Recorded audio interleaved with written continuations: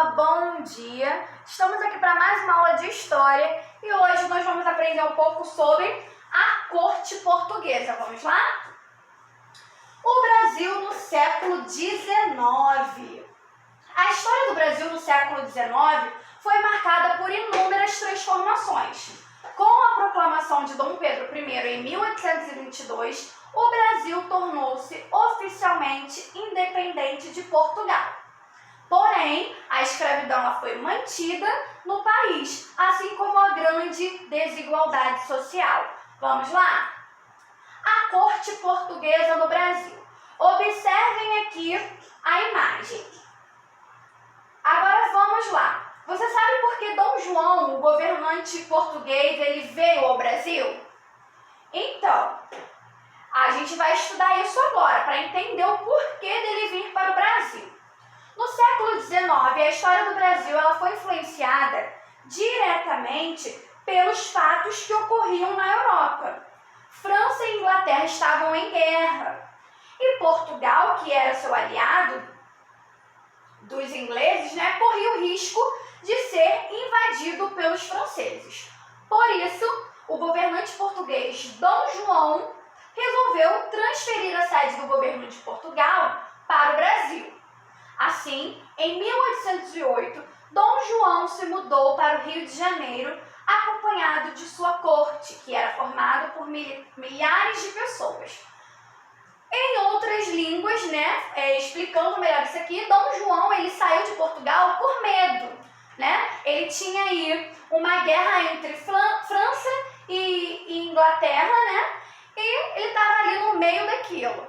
França e Inglaterra era uma potência bem maior que Portugal. Então, Dom João, se sentindo ameaçado e com medo, ele transferiu a sede do governo português para o Brasil. Aqui nós temos um trecho. Assim que a corte chegou, foi baixado um decreto determinando que os habitantes do Rio de Janeiro deveriam, quando solicitados, gente, prestem atenção nesse trecho, quando solicitados, ceder as suas casas para os que estavam chegando. E como quem estava chegando era gente importante, foram requisitadas as melhores casas da cidade, com tudo o que tinha dentro. Olha que abuso! Além dele fugir de Portugal, deixar Portugal totalmente de lado, ele simplesmente fez um decreto obrigando as pessoas a saírem de suas casas. E ele não queria qualquer casa, não. Ele queria o quê? As melhores casas para que as pessoas que estavam vindo com ele pudessem morar. Ou seja, ele não podia perder tempo construindo, Afinal, ele saiu de lá, fugido, ele saiu de lá correndo. Não tinha esse tempo de chegar aqui, esperar construir, nada mais.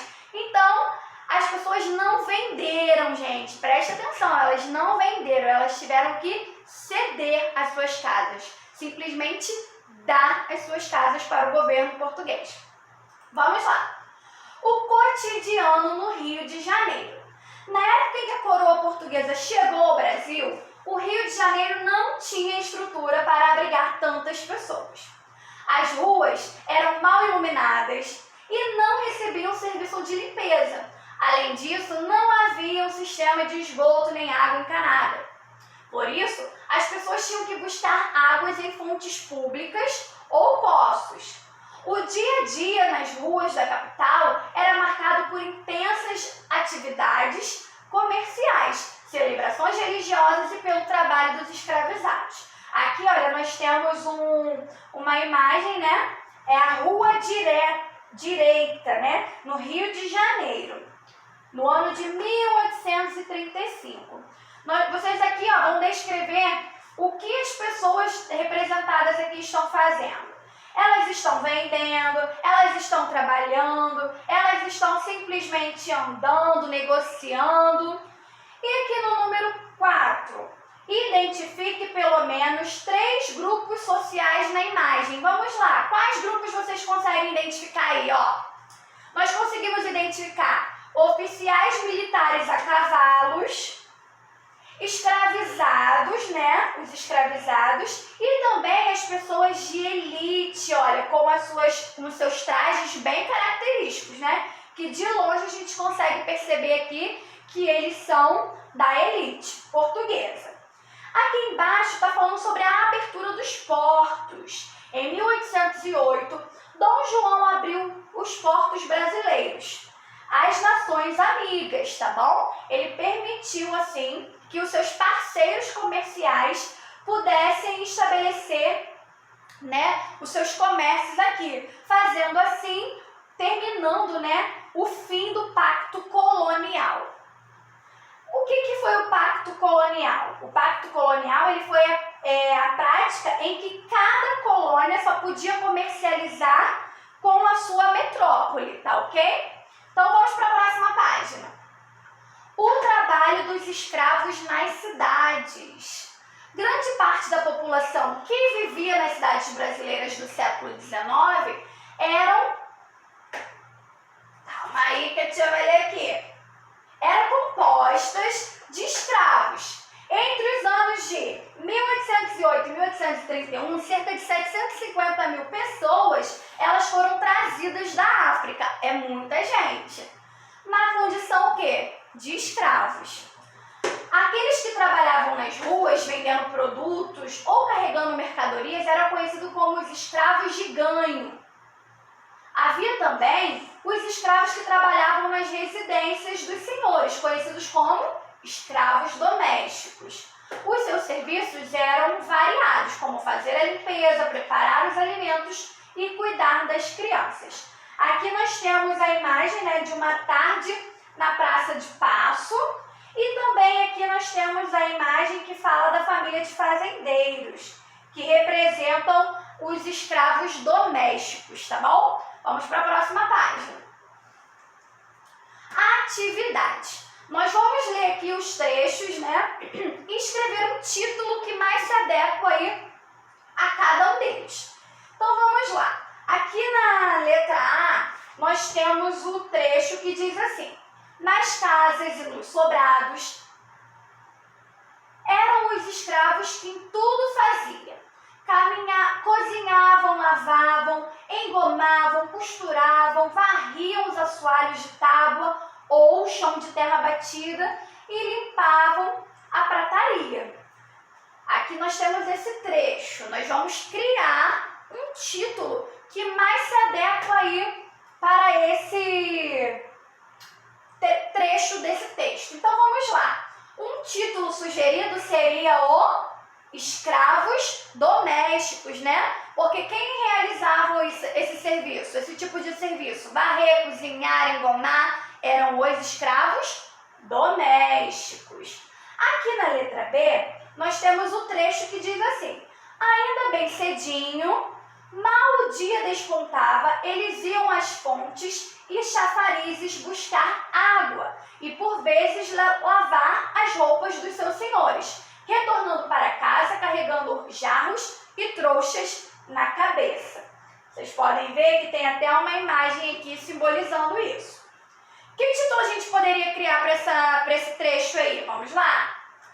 O dia a dia de um escravo urbano, né? Aquele escravo que ele tinha que ir de um lado para o outro, passando aí pela cidade.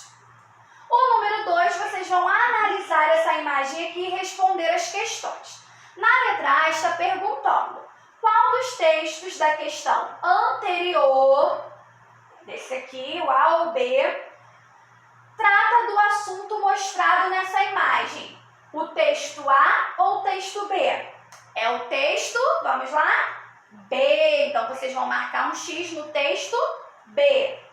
Na letra B, está assim: hoje em dia, o trabalho representado na imagem é necessário no município que você mora?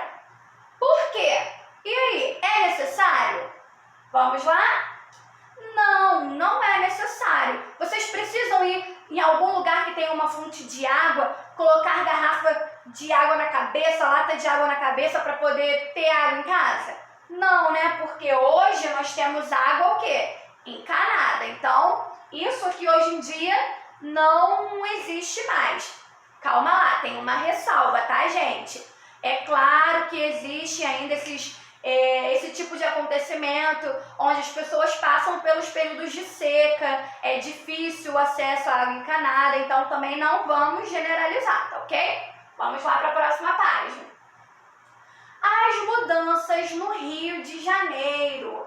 A chegada da família real ao Brasil causou grande impacto na vida colonial. Nessa época, o Rio de Janeiro passou a ser a sede oficial do governo português. Por isso, Dom João fundou diversas instituições para organizar a sua administração e estimular a economia e a cultura da região. Ele criou, por exemplo, a imprensa régia, a Biblioteca Real e o Banco do Brasil e também o Real Horto. Aqui, ó, nós temos o Jardim Botânico. Nessa imagem aqui, nós temos parte, né, do acervo da Biblioteca Real. Vamos para a próxima. Calma lá. E também tem o Banco do Brasil, que não tem representando ali a imagem, mas temos aí o Banco do Brasil e o Real Horto. A missão francesa no Brasil. Para desenvolver o campo das artes, Dom João ele fundou a Escola Real de Ciências, Artes e Ofícios. Diversos artistas, arquitetos e escultores eles foram convidados para vir ao Brasil trabalhar nessa instituição, formando a chamada Missão Francesa. Um dos principais pintores que vieram ao Brasil nessa época foi, calma aí, Jean-Baptiste Debré, ok? Não sei falar o nome, hein, gente? A tia não fala francês, imagina, né? Vamos lá.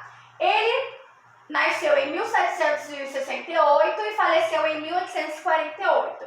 As suas obras, elas se destacavam, né, pelos aspectos importantes do dia a dia da população. E são as fontes históricas fundamentais para nós estudarmos a história do Brasil. Lembra que a gente falou, né, que as fontes históricas são o quê? Ele produzia aqui pra gente as fontes iconográficas, né? Por isso que elas são importantes, porque através desses registros nós podíamos acompanhar, né, e registrar o que aconteceu lá atrás. Então, vamos lá para a próxima página. Atividades. Vocês vão ligar as instituições criadas por Dom João às suas respectivas descrições. Vamos lá, Banco do Brasil. O Banco do Brasil a gente vai ligar no acervo com livros e documentos importantes, no Centro de Pesquisa de Estudo sobre diversas espécies vegetais ou no primeiro banco fundado pelo governo brasileiro. Vamos lá? Nós vamos ligar no primeiro banco fundado pelo governo brasileiro. Biblioteca Real. Nós vamos ligar no acervo com livros e documentos importantes ou no Centro de Pesquisa de Estudo sobre diversas espécies vegetais. Vamos ligar no acervo com livros e documentos importantes. E por último, Real Horto, nós vamos ligar no Centro de Pesquisas e de Estudos sobre diversas espécies vegetais. Aqui no número 2 está pedindo para você pesquisar outra obra de Debré na internet e fazer uma releitura dela. Aqui, né, na página 269, o livro ele apresenta duas obras de Debré. E do lado ele conta, né, ele descreve essa obra. Vocês vão fazer a mesma coisa, só que vocês vão pesquisar outras obras, tá bom? Não é para usar as mesmas imagens que tem aqui na página 269. Uma dica para vocês. Vocês podem acessar o site Projeto Brasiliana Iconográfica. Lá vocês vão conseguir encontrar essas obras de Debré, tá bom? Quem puder imprimir uma dessas obras, vocês imprimam aqui bem pequenininho e escrevam do lado. Tia, eu não tenho como imprimir. Então olha lá na internet, capricha aí, ó. Expressa toda a sua arte e desenhe aqui, faça uma releitura dessa obra de Debré, ok?